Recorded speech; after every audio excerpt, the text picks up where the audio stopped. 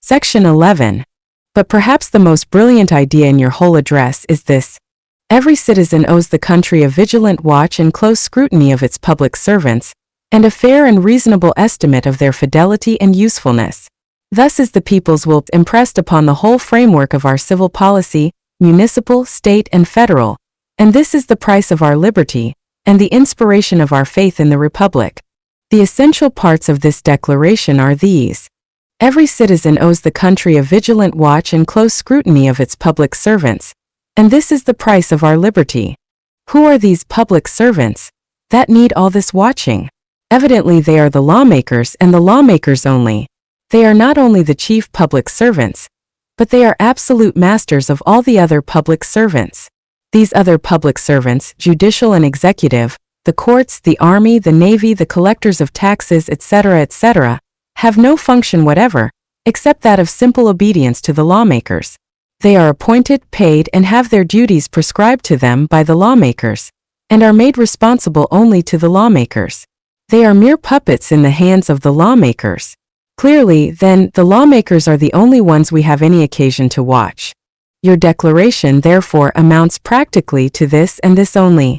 Every citizen owes the country a vigilant watch and close scrutiny of its lawmakers, and this is the price of our liberty. Sir, your declaration is so far true, as that all the danger to our liberty comes solely from the lawmakers. And why are the lawmakers dangerous to our liberty?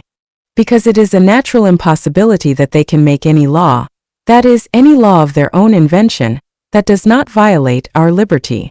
The law of justice is the one only law that does not violate our liberty. And that is not a law that was made by the lawmakers. It existed before they were born, and will exist after they are dead. It derives not one particle of its authority from any commands of theirs. It is, therefore, in no sense one of their laws. Only laws of their own invention are their laws. And as it is naturally impossible that they can invent any law of their own, that shall not conflict with the law of justice, it is naturally impossible that they can make a law, that is, a law of their own invention, that shall not violate our liberty. The law of justice is the precise measure, and the only precise measure of the rightful liberty of each and every human being. Any law, made by lawmakers, that should give to any man more liberty than is given him by the law of justice, would be a license to commit an injustice upon one or more other persons.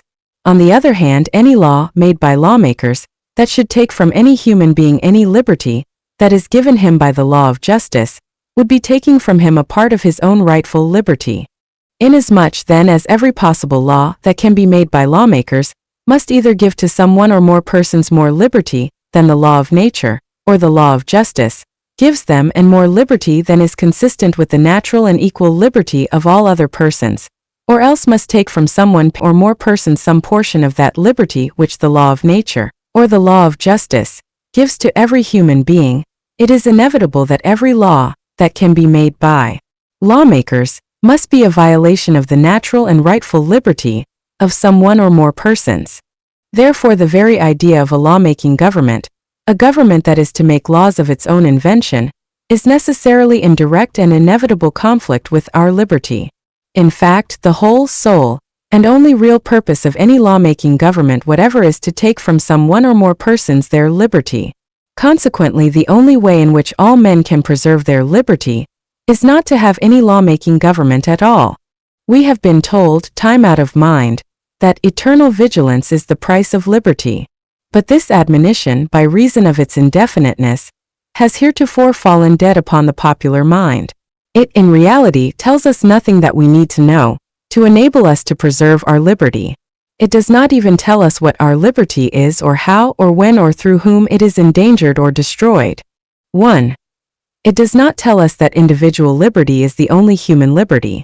It does not tell us that national liberty, political liberty, republican liberty, democratic liberty, constitutional liberty, liberty under law, and all the other kinds of liberty that men have ever invented, and with which tyrants as well as demagogues have amused and cheated the ignorant, are not liberty at all, unless in so far as they may, under certain circumstances, have chanced to contribute something to, or given some impulse toward individual liberty. 2. It does not tell us that individual liberty means freedom from all compulsion to do anything whatever, except what justice requires us to do, and freedom to do everything whatever that justice permits us to do. It does not tell us that individual liberty means freedom from all human restraint or coercion whatsoever, so long as we live honestly, hurt nobody, and give to everyone his due. 3. It does not tell us that there is any science of liberty, any science which every man may learn, and by which every man may know what is and what is not his own and every other man's rightful liberty. 4. It does not tell us that this right of individual liberty rests upon an immutable natural principle, which no human power can make, unmake, or alter, nor that all human authority that claims to set it aside or modify it is nothing but tyranny and crime. 5. It does not tell us that this right of individual liberty is a natural, inherent, inalienable right, that therefore no man can part with it or delegate it to another if he would, and that, consequently, all the claims that have ever been made by governments, priests, or any other powers, that individuals have voluntarily surrendered or delegated their liberty to others, are all impostures and frauds. 6. It does not tell us that all human laws, so-called, and all human lawmaking, all commands either by one man or any number of men, calling themselves a government, or by any other name, requiring any individual to do this, or forbidding him to do that, so long as he lives honestly, hurts no one, and gives to everyone his due, are all false and tyrannical assumptions of a right of authority and dominion over him, are all violations of his natural, inherent, inalienable, rightful, individual liberty, and as such are to be resented and resisted to the utmost by everyone who does not choose to be a slave. 7. And finally, it does not tell us that all lawmaking governments whatsoever, whether called monarchies, aristocracies, republics, democracies, or by any other name, are all alike violations of men's natural and rightful liberty. We can now see why lawmakers are the only enemies from whom our liberty has anything to fear, or whom we have any occasion to watch. They are to be watched because they claim the right to abolish justice and establish injustice in its stead, because they claim the right to command us to do things which justice does not require us to do, and to forbid us to do things which justice permits us to do, because they deny our right to be, individually and absolutely, our own masters and owners, so long as we obey the one law of justice towards all other persons, because they claim to be our masters, and that their commands, as such, are authoritative and binding upon us as law, and that they may rightfully compel us to obey them. Our liberty is in danger only from the lawmakers, because it is only through the agency of lawmakers that anybody pretends to be able to take away our liberty. It is only the lawmakers that claim to be above all responsibility for taking away our liberty. Lawmakers are the only ones who are impudent enough to assert for themselves the right to take away our liberty. They are the only ones who are impudent enough to tell us that we have voluntarily surrendered our liberty into their hands. They are the only ones who have the insolent condescension to tell us that, in consideration of our having surrendered into their hands our liberty, and all our natural, inherent, inalienable rights as human beings, they are disposed to give us in return good government, the best form of government ever vouchsafed to man, to protect us, to provide for our welfare, to promote our interests, etc., etc. And yet you are just blockhead enough to tell us that if every citizen, 50 millions and more of them, will but keep a vigilant watch and close scrutiny upon these lawmakers, our liberty may be preserved. Don't you think, sir, that you are really the wisest man that ever told a great and free people how they could preserve their liberty? To be entirely candid, don't you think, sir, that a surer way of preserving our liberty would be to have no lawmakers at all? Section 12. But in spite of all I have said or perhaps can say, you will probably persist in your idea that the world needs a great deal of lawmaking, that mankind in general are not entitled to have any will, choice, judgment, or conscience of their own, that if not very wicked, they are at least very ignorant and stupid, that they know very little of what is for their own good, or how to promote their own interests, welfare, or prosperity, that it is therefore necessary that they should be put under guardianship to lawmakers, that these lawmakers, being a very superior race of beings, wise beyond the rest of their species, and entirely free from all those selfish passions which tempt common mortals to do wrong, must be entrusted with absolute and irresponsible dominion over the less favored of their kind, must prescribe to the latter authoritatively what they may and may not do, and in general, manage the affairs of this world according to their discretion, free of all accountability to any human tribunals. And you seem to be perfectly confident that, under this absolute and irresponsible dominion of the lawmakers, the affairs of this world will be rightly managed, that the interests, welfare, and prosperity of a great and free people will be properly attended to, that the greatest good of the greatest number will be accomplished, etc., etc. And yet you hold that all this lawmaking, and all this subjection of the great body of the people to the arbitrary, irresponsible dominion of the lawmakers, will not interfere at all with our liberty, if only every citizen will but keep a vigilant watch and close scrutiny of the lawmakers.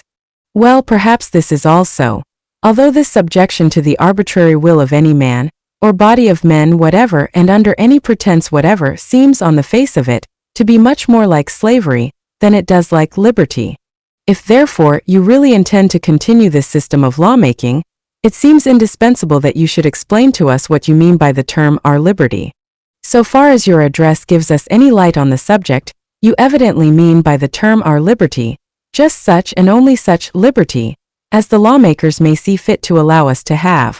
You seem to have no conception of any other liberty whatever.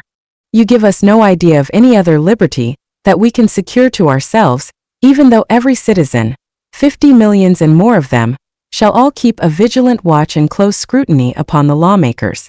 Now, inasmuch as the human race always have had all the liberty their lawmakers have seen fit to permit them to have, and inasmuch as under your system of lawmaking, they always will have as much liberty as their lawmakers shall see fit to give them, and inasmuch as you apparently concede the right, which the lawmakers have always claimed, of killing all those who are not content with so much liberty, as their lawmakers have seen fit to allow them, it seems very plain that you have not added anything to our stock of knowledge on the subject of our liberty.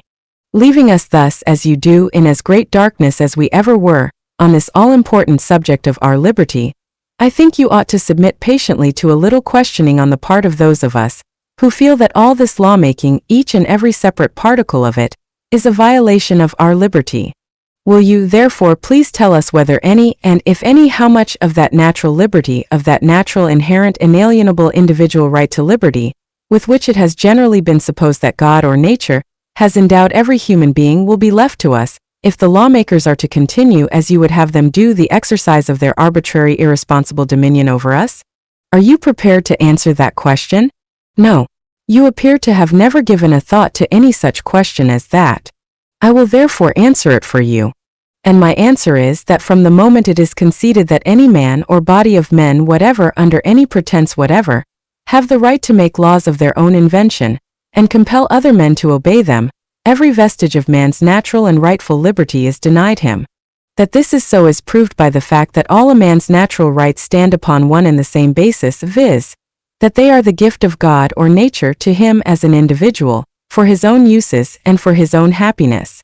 If any one of these natural rights may be arbitrarily taken from him by other men, all of them may be taken from him on the same reason.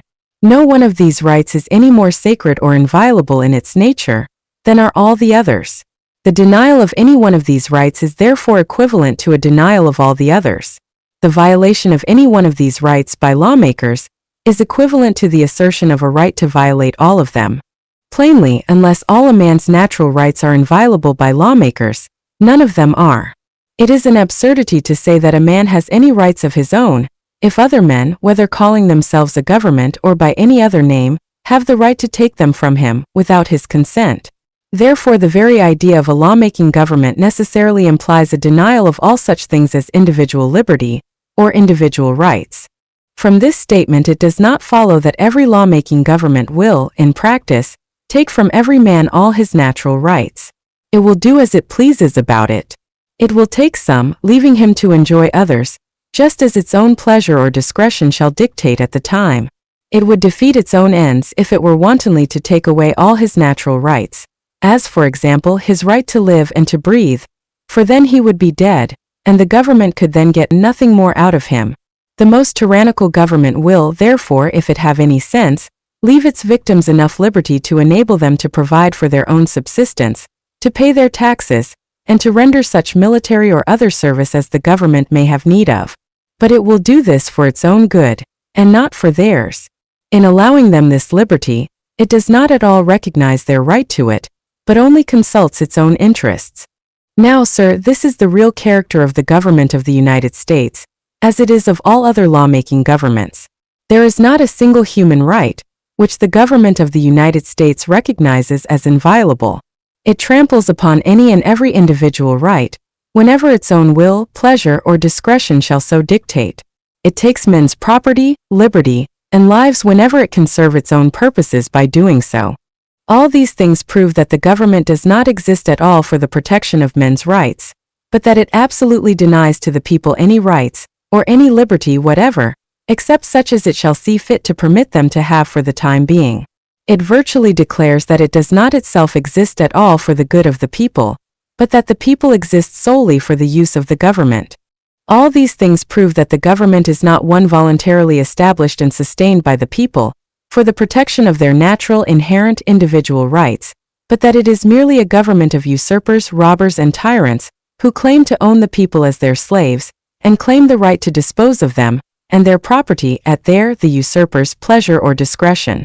Now, sir, since you may be disposed to deny that such is the real character of the government, I propose to prove it, by evidences so numerous and conclusive that you cannot dispute them. My proposition, then, is that there is not a single natural human right that the government of the United States recognizes as inviolable, that there is not a single natural human right that it hesitates to trample underfoot whenever it thinks it can promote its own interests by doing so. The proofs of this proposition are so numerous that only a few of the most important can here be enumerated. 1. The government does not even recognize a man's natural right to his own life. If it have need of him for the maintenance of its power, it takes him against his will, conscripts him, and puts him before the cannon's mouth to be blown in pieces, as if he were a mere senseless thing, having no more rights than if he were a shell, a canister, or a torpedo. It considers him simply as so much senseless war material, to be consumed, expended, and destroyed for the maintenance of its power. It no more recognizes his right to have anything to say in the matter, than if he were but so much weight of powder or ball. It does not recognize him at all as a human being, having any rights whatever of his own, but only as an instrument, a weapon, or a machine to be used in killing other men. 2. The government not only denies a man's right as a moral human being to have any will, any judgment, or any conscience of his own as to whether he himself will be killed in battle, but it equally denies his right to have any will, any judgment, or any conscience of his own as a moral human being as to whether he shall be used as a mere weapon for killing other men. If he refuses to kill any or all other men whom it commands him to kill, it takes his own life as unceremoniously as if he were but a dog. Is it possible to conceive of a more complete denial of all a man's natural human rights than is the denial of his right to have any will, judgment, or conscience of his own, either as to his being killed himself, or as to his being used as a mere weapon for killing other men? 3. But in still another way than by its conscriptions, the government denies a man's right to any will, choice, judgment, or conscience of his own, in regard either to being killed himself, or used as a weapon in its hands for killing other people.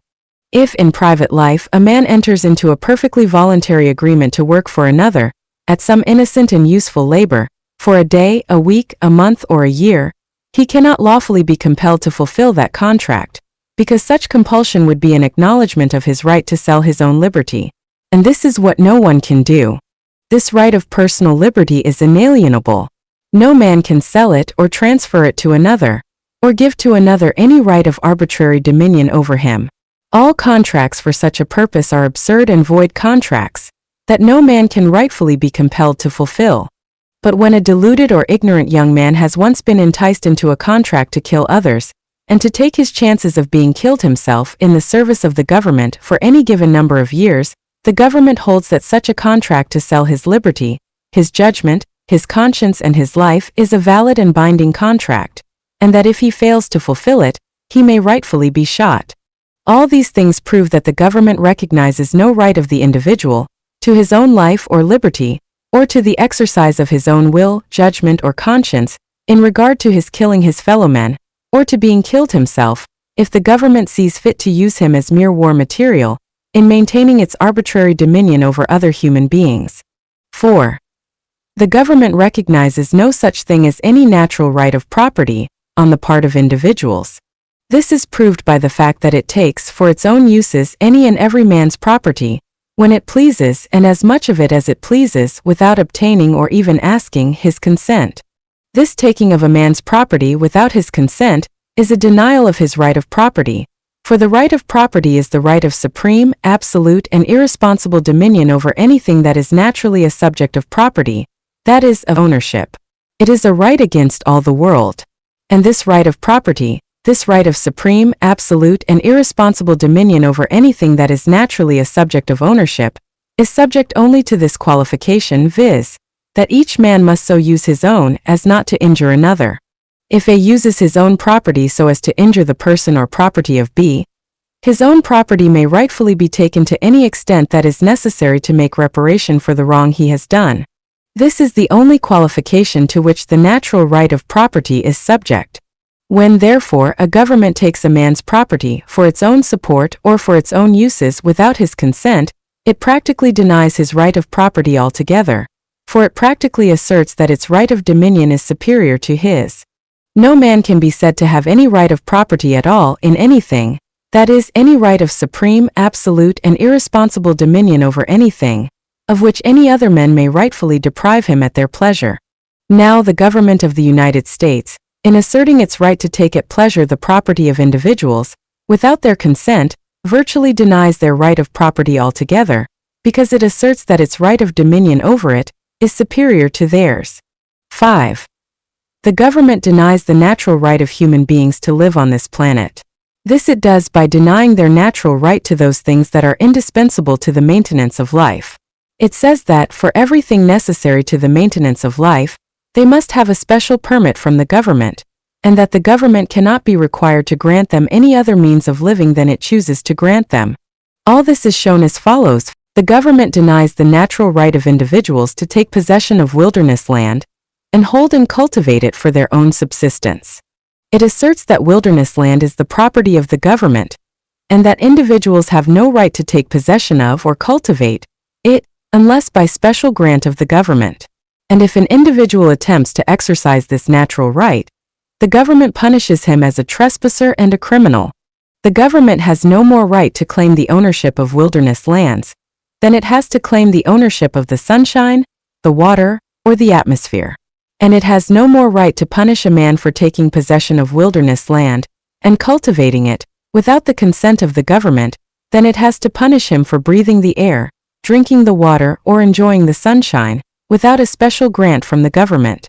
In thus asserting the government's right of property in wilderness land, and in denying men's right to take possession of and cultivate it, except on first obtaining a grant from the government, which grant the government may withhold if it pleases, the government plainly denies the natural right of men to live on this planet, by denying their natural right to the means that are indispensable to their procuring the food that is necessary for supporting life.